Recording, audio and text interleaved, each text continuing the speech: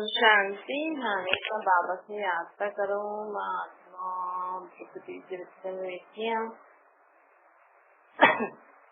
निराकार रूप में बाबा खे याद करो।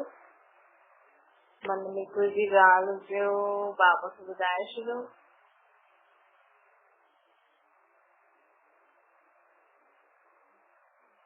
ओम शांति। अॼु मिठे मिठे शइ बाबा तमाजे कम द्वारा राम थे मिठी बार बाबा जीवन में माण्हू उस समय भगवान खे सॾु करनि था, लेकिन भगवान जो परिचय न जेके सॾु करनि त परिचय हूंदो आहे तॾहिं त सॾु कंदा आहिनि। लेकिन हिते माण्हू भगवान के सॾु करनि था, लेकिन हुनजे बारे में कुछ पतो न आहे। सिर्फ़ ये पतो आहे कि भगवान मथे रहंदो। पर बाबा चवनि था माण्हू चईंदा आहिनि न कि अंधियारी नगरी आहे। हिते हिकु गीत बि आहे, हे अंधनि जी लाठी भगवान। हिकु इहो बि गीत आहे, अॼु अंधेरे में आहे।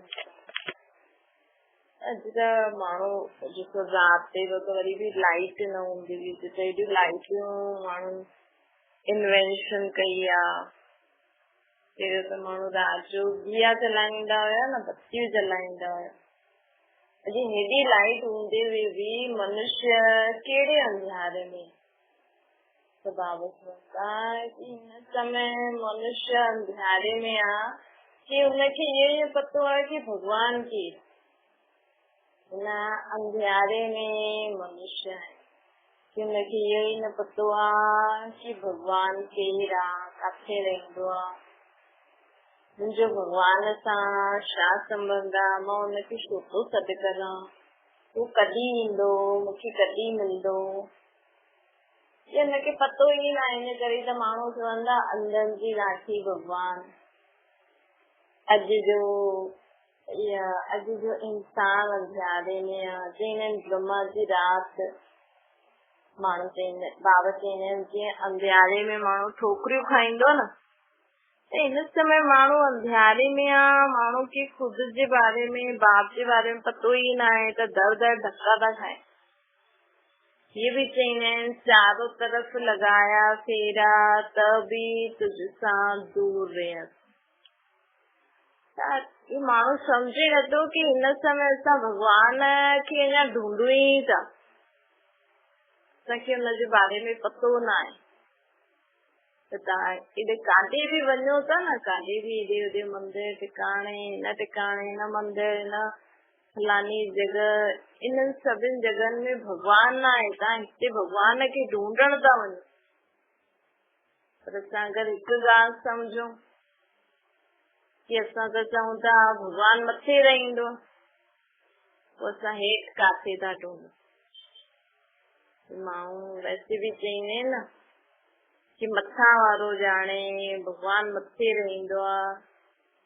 हे भगवान तूं अचु हेठि। चईंदा आहिनि न हे भगवान तूं मथां खां हेठि लहो।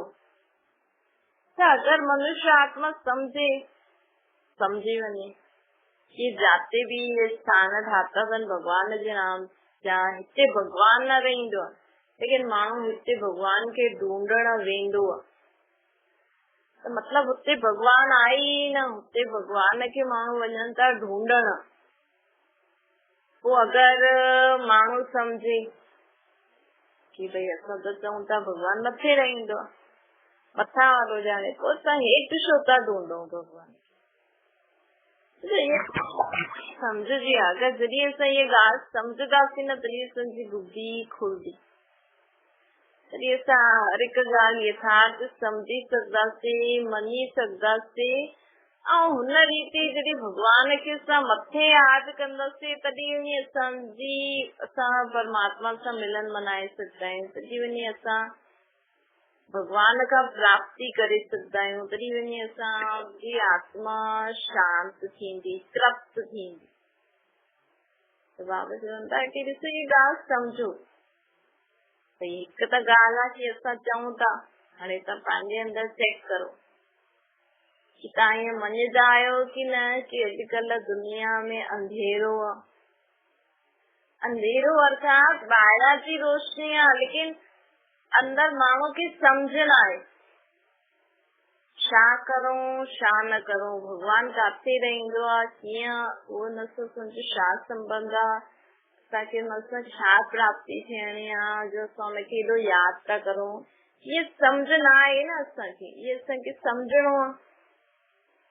अॼु जो असां चऊं था कि हेॾे होॾे जो असां भटकऊं था, ये भटका ही तो थियो न। माण्हू गीत में भी चवनि था कि चारों तरफ लगाया फेरा, एॾो भटकियमि, एॾो ये माण्हू जो न हेॾे होॾे भटकण ई आहे त माण्हू ख़ुशि था थियनि, सोचनि था कि हा असां भगवान जे स्थान ते थी आयासीं।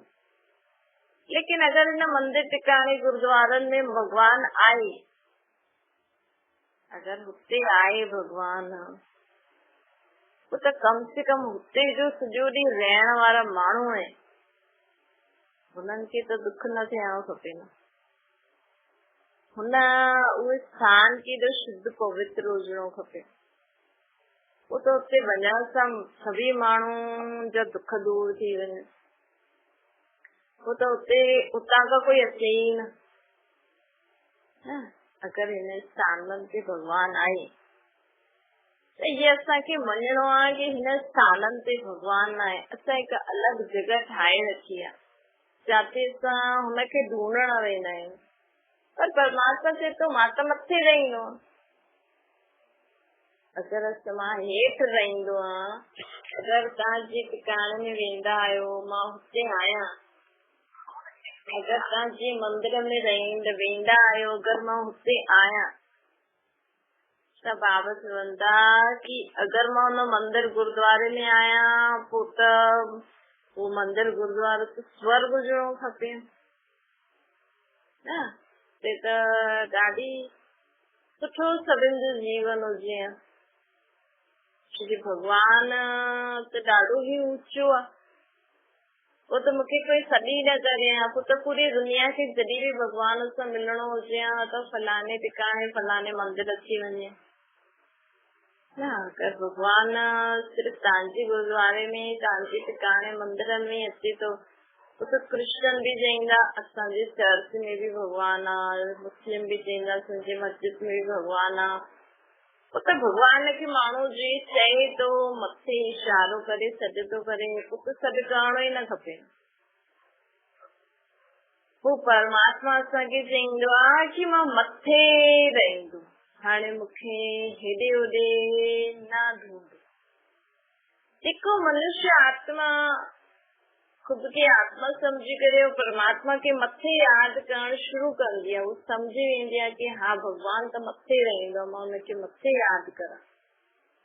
वो आत्मा न ॾाढी आनंदमय थी वेंदी आहे, ॾाढी शांत थी वेंदी आहे, हुनखे ॾाढी वॾी प्राप्ति थी वेंदी। अहिड़ी प्राप्ति दुनिया में अॼुकल्ह माण्हू एॾो ऊंचो धन संपत्ति कमाइनि था, एॾी ऊंची चीजूं ठहनि थियूं दुनिया में, जो भी दुनिया में प्राप्तियूं थियनि थियूं माण्हुनि जूं, वो तो कुछ भी न। स्वर्ग में सोने जी दुनिया में जन्म वठणु, सोने जे महल में रहण जी प्राप्ति, ये भी नंढी आहे।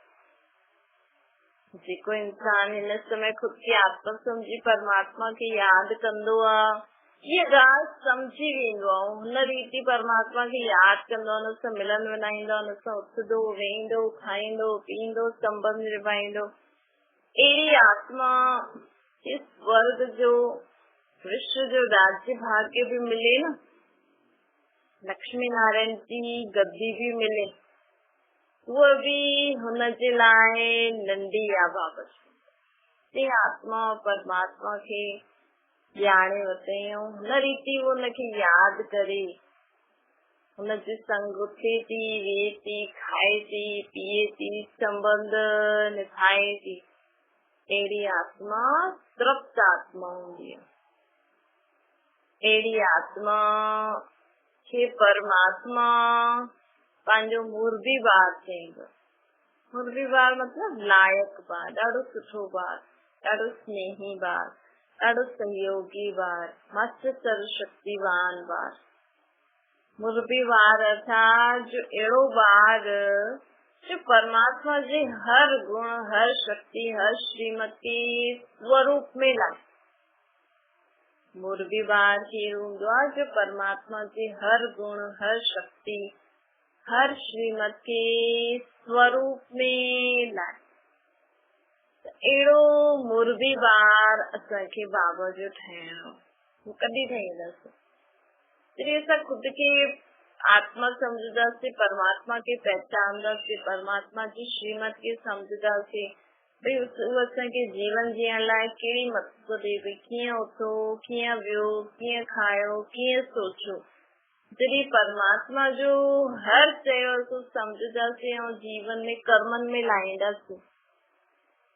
जे माँ बाप ॿार अगरि माँ बाप जो चयो मञंदा आहिनि, जेको जेको माँ बाप चईंदो वञे ऐं ॿार कंदा वञनि त माँ बाप उनखे ॾाढो स्नेह कंदा आहिनि न, चईंदा आहिनि मुंहिंजो इहो ॿार ॾाढो सुठो।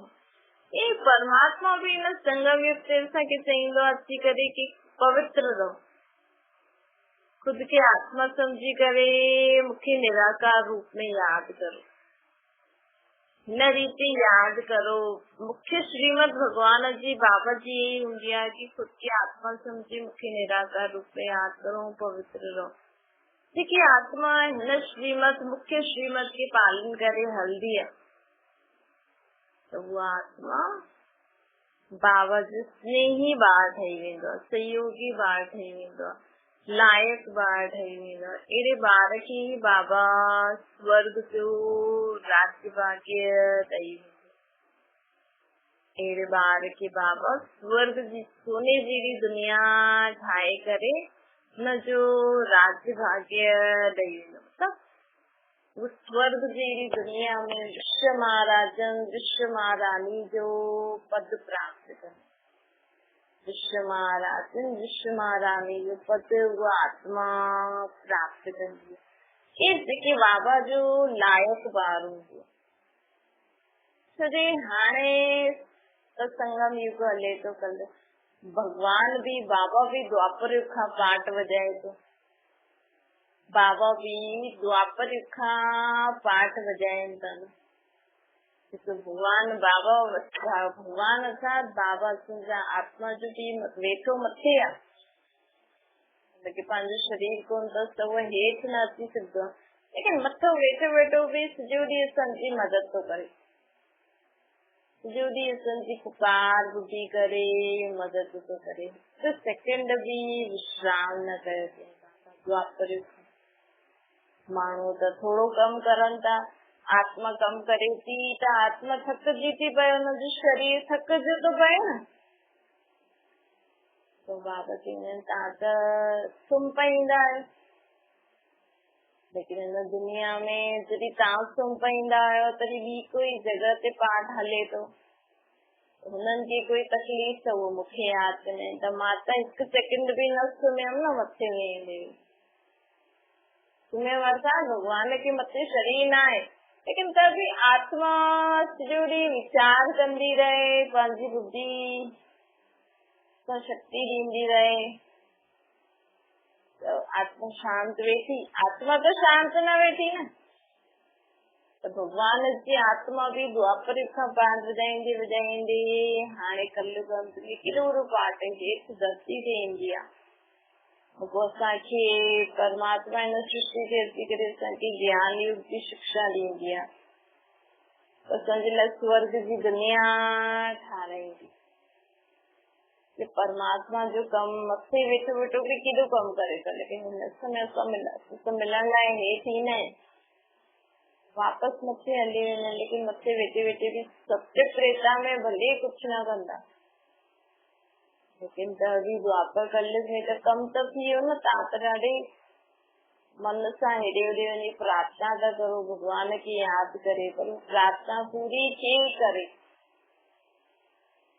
कीअं बाबा असांजो कोई कमु हूंदो आहे, असां त भाई भगवान खे यादि करे पंहिंजी इच्छा प्रकट करे सघंदा आहियूं, लेकिन वो इच्छा पूरी करण लाइ तव्हां में अकुल न आहे, सम्झ न आहे, धन संपत्ति न आहे, लेकिन त भगवान खे चए थो त भगवान बि चईंदो भई न मुंहिंजे ॿार जी इच्छा मांगी अथई त मूंखे पूरी कराइणी आहे, त परमात्मा बि कंहिं न कंहिं द्वारा तव्हांजी इच्छा पूरी कराईंदा। ये कम न थियो, काथे माण्हू जंगल में चिल्लाए थो और जंगल में तो कोई आए न, कीअं भगवान कीअं आत्मा जी बुद्धि खे पकड़े करे जंगल में पहुचाईंदो आहे।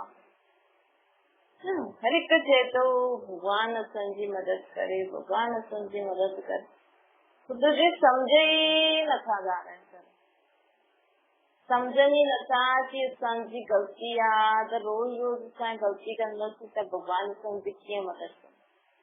त बाबा चवंदा कि हाणे ॾिसो मां मथे वेठो वेठो कमु करां थो, हाणे मां बि जॾहिं सत्य प्रेता हूंदो तॾहिं सभी आत्मायूं हिन दुनिया में सुख शांति सां रहंदियूं, कोई हुते कोई भगवान खे यादि ई न कंदो, कोई सॾी न कंदो, जॾहिं सभी आत्मायूं संतुष्ट आहिनि, सुखी आहिनि, शांत आहिनि, त बाबा असांखे चवनि था कि उन समय मां बि रेस्ट ते हूंदो आहियां, मथे समय मां बि रेस्ट ते हूंदो आहे। जेसिताईं आत्मा हिन दुनिया में है न तेसिताईं आत्मा रेस्ट न करे सघंदी आहे। कॾहिं कॾहिं त निंड में बि आत्मा खे ॾाढा ख़्याल हलंदा आहिनि त निंड बि पूरी न थींदी। पोइ माण्हू तव्हांखे चईंदा आहिनि भई तव्हां हेॾी देरि त सुम्हियो, तव्हां चईंदा न मुंहिंजी निंड ई पूरी न थी आहे, छो छोजी तव्हांजी आत्मा जो मन बुद्धि त कमु करे कोन, त शरीर त विश्राम करे छॾी, लेकिन असांजी आत्मा विश्राम न कई थी, शांत न थी। जीवन में कुछ भी थिए थो,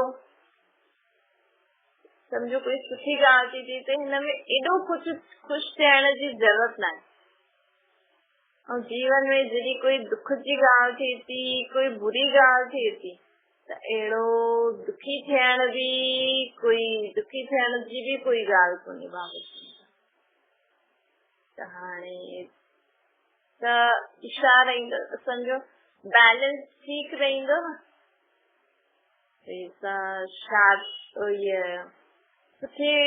सुठे में भी असां शांत रहूं, हिकु स्थिति हुजे असांजी सुठी ॻाल्हि में भी ज्यादा खुशी न मनायूं, ऐं जॾहिं बुरी ॻाल्हि थींदी आहे, जीवन में कुछ गड़बड़ी थींदी आहे, उन समय भी असां शांत हिकु अवस्था परमात्मा ते विश्वास रखी हलूं त असांजी स्थिति हिकु थी वेंदी न।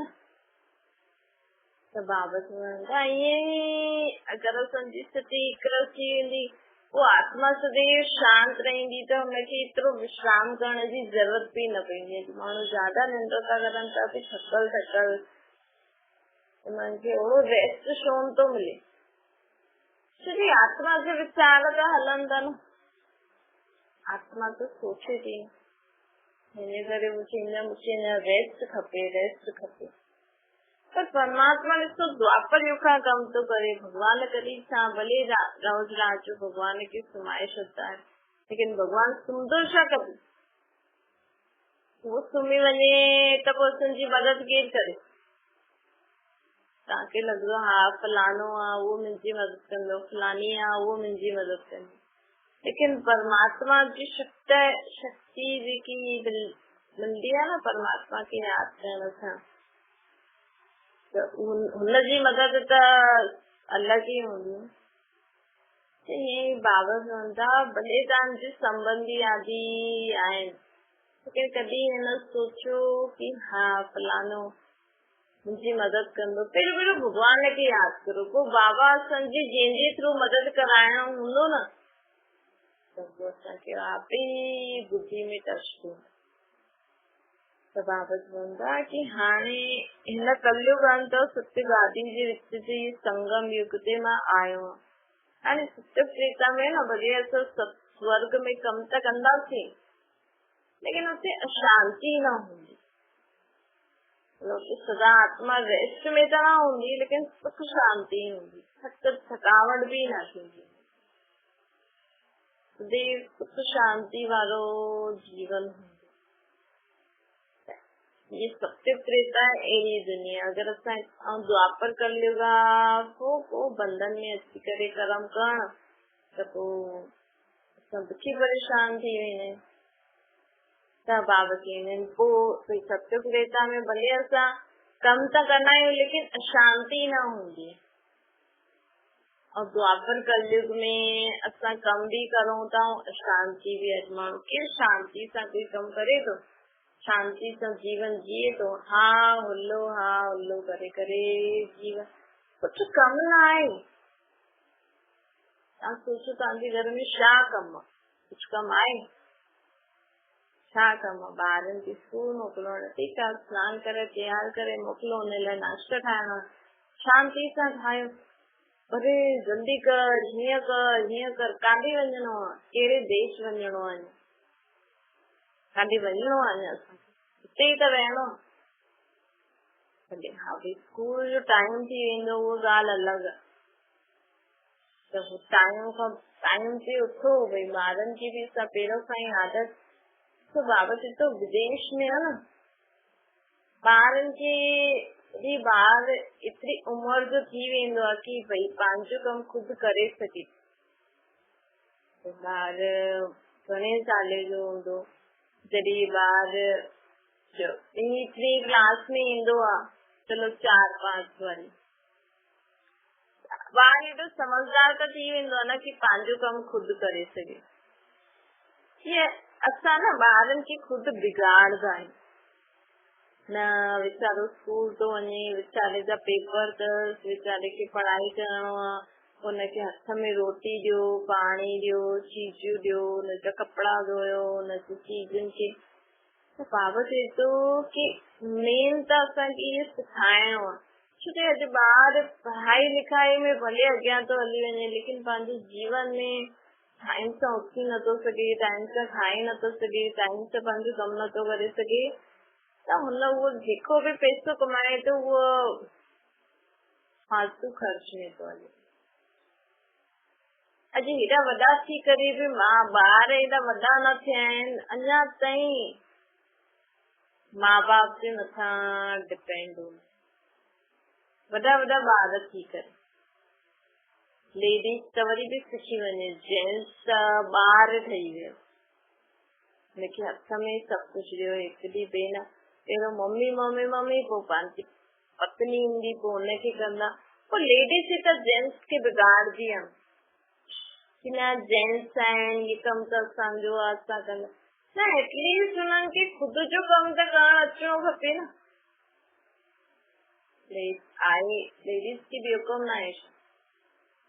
फॉरेन में माण्हू कीअं सेखारीनि, ॿार जॾहिं एॾो वॾो थी वेंदो आहे न, 9-10 क्लास में ईंदे भई चवंदा आहिनि तूं खुदि कमाए, खुदि जो ख़र्च खुदि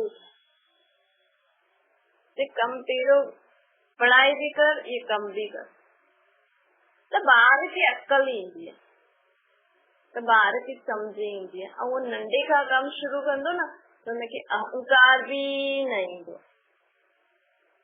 हिते ॿारनि खे आहे भई मुंहिंजे पापा जो बिज़नेस आहे, हीअं आहे, मम्मी सभु कमु करे थी, मायूं सभु करनि थियूं। वॾे थींदे बि हुननि खे पंहिंजो कमु करणु नथो अचे, पंहिंजो जीवन सुठी रीति जीए।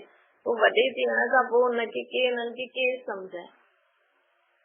त बाबा चवंदा कि ईअं असांखे खुदि खे, माण्हू अॼुकल्ह खुदि जो शरीर नथो हले, पोइ हेॾनि ॿार पैदा करे हुननि खे कुझु सिखाइनि बि नथा, वॾा था थी वञनि, पोइ ॿार कुझु सिखिया न त ॿिए माण्हुनि जे मथां बोझ थी विया। हिते ॾाढे ॿारनि खे मारदा बि आहिनि ऐं ॾाढी हुननि खे लाड प्यार बि ॾींदा आहिनि, इन करे ॿार सफल न थींदो। ऐं विदेश में ॾिसो, छो कि हिते तव्हां ॿार खे जन्म ॾिनो, बसि हुनखे शरीर ॾिनो, हुनखे खाइण पीअण लाइ कमाइण सिखायो, पोइ हुनखे पंहिंजो जीवन जीअण ॾियो न। काथे मोह जी बंदरी वश थी करे, बाबा चए थो सभु मोह जी बंदरियूं आहिनि, बंदर ऐं बंदर ॿारनि खे मोह वश पकड़े वेठा, ॿार बि माउ पीउ खे मोह वश पकड़े वेही। तो बुढ़ापे ताईं हाणे बुढ़ो थी वियो वीचारो, शरीर छॾे छॾी, अरे मुंहिंजी मां मरी वई, मुंहिंजो पीउ मरी वियो, अरे बुढ़ो थी वियो, ॿियो शरीर त वठिणो ई आहे। सभु मोह में हिक ॿिए खे, त माण्हू जीवन जीए नथो न। अॼु माउ पीउ चईंदो असां ॿारनि खे पैदा कयो, वॾो कयो, पोइ उहो बुढ़ा थी वेंदा, पोइ ॿार जी शादियूं बि माउ पीउ चईंदा न तूं शादी बि कर, ॿार बि पैदा कर। पोइ हाणे ॿुधायो हिकु पुट या हिकु धीअ जी तव्हां शादी कराई, जबरदस्ती हुनखे ॿार बि पैदा करायो, ऐं चओ था हाणे असांखे बि पाल, हुनजी शादियूं छो कराए? भई उहा ठीकु आहे कि हिकु ॿार वॾो थींदो त माउ पीउ खे भले पाले, लेकिन माउ पीउ बि त समझदार थिए न। भई बुढ़ापे में माण्हुनि खे छा करणी आहे, भक्ति करणी आहे। पोइ अगरि माउ पीउ बि चए मां हीअ खायां, हेॾे वञा, हेॾे घुमां, कल्ह बीमार थी वञे, हाणे हिकु घर में जेका बि ॿार हूंदा आहिनि हुननि जी शादी कयल आहे, ॿार, ॿियो तव्हां बुढ़ा थी करे हेॾे होॾे घुमो, खाओ पीओ, हिकु माण्हू हुन वीचारे खे शरीर शुरू चओ था कि हिनखे त असां पैदा कयो, असांजो पुट थी करे असांखे ईअं थो चए। ऐं पोइ बुढ़नि माण्हुनि खे कुझु चऊं बि न, भई ॿार हुजे त हुनखे विहारे बि छॾो, बुढ़नि खे त थोरो कुझु चओ त हुननि खे बुरो बि जल्दी थो लॻे, पोइ काॾे वञे ॿुधायो। पोइ माण्हू बुढ़ापे में बुढ़नि जी त ॾाढी तारीफ़ था करनि कि ॾिस वीचारा बुढ़ा कीअं आहिनि, हिननि जे ॿार हिननि सां ईअं कयो ईअं कयो, लेकिन अॼुकल्ह जा बुढ़ा छा था करनि, इहे बि त माण्हुनि खे पतो हुजणो खपे न। भगवान ई चए थी कि पहिरियों जे ज़माने में हुयो 60 वर्ष जी आयु खां पोइ माण्हू भक्ति कंदो हुयो, अॼु 60 वर्ष न 40 वर्ष खां पोइ भक्ति शुरू कनि, शुरू खां ई भक्ति करणी खपे। भगवान जी ज़रूरत हाणे बचपन खां ई न, पर त बि माण्हू नथो मञे, हेॾे वञा, हेॾे करा, हीअ खायां, होॾे खायां, पोइ ॿुधाए ॿार काॾे वञनि जेका जीअं पैदा तव्हां कयो था, माण्हुनि जो जीवन ख़राब आहे न। ही सम्झणो खपे असांखे जीवन में कि हर उमिरि जो हर कमु हूंदो आहे, उमिरि जे हिसाब सां कमु कंदव न त तव्हां कॾहिं कंहिंजे मथां बोझ न ठहींदव। अच्छा मीठी मीठी स्कूल के ॿारनि जी माता पिता बाप दादा जो यादि प्यार ऐं गुड मॉर्निंग रूहानी बाप सभिनि रूहानी ॿारनि खे नमस्ते। असांजी बि रूहानी माता पिता बाप दादा खे यादि प्यार गुड मॉर्निंग ऐं नमस्ते। वरदान ऐं कंबाइंड रूप जारी थी सेवा में खुदाई जादू जो अनुभव करण वारा खुदाई खिदमतगार पाव चवनि था कि तव्हां सदा हिन सृष्टि ते पाठ वॼाईंदे हुए सम्झो कि मां ईश्वरीय सेवाधारी आहियां, हीअं न सम्झो मां हिते कम थी कयां, मां घर जो कम थी कयां, मां धंधो थी कयां, मां ॿारनि खे थी पढ़ां, न सोचो, सदा सोचो मां ईश्वर जी सेवा में आहियां। अगरि असां इहे सम्झी करे कम कंदासीं न त असांजे हर कर्म में सफलता प्राप्त थींदी। स्लोगन आहे कर्म योगी ठही ठहिणो आहे त कमल आसनधारी ठहो। कमल जो फूल कीचड़ में रहंदे हुए बि कीचड़ खां परे आहे न, त असांखे कर्म कंदे हुए परमात्मा खे यादि करणो आहे त कीअं ठहिणो पवंदो, कमल जो फूल ठहिणो पवंदो। कमल जो फूल कीअं ठहींदो, ख़ुदि खे आत्मा सम्झी करे परमात्मा जी यादि में रही करे हर कर्म कंदो, ऐं मुंहिंजो मुंहिंजो न थींदो। जॾहिं सभु कुझु बाबा जो सम्झी करे असां हलंदासीं न त असां कमल आसनदारी थी वेंदासीं। पोइ तुंहिंजो हर कर्म कंदे हुए बाबा जी यादि ज़रूर ईंदी। ओम शांति। बाबा खे यादि करो।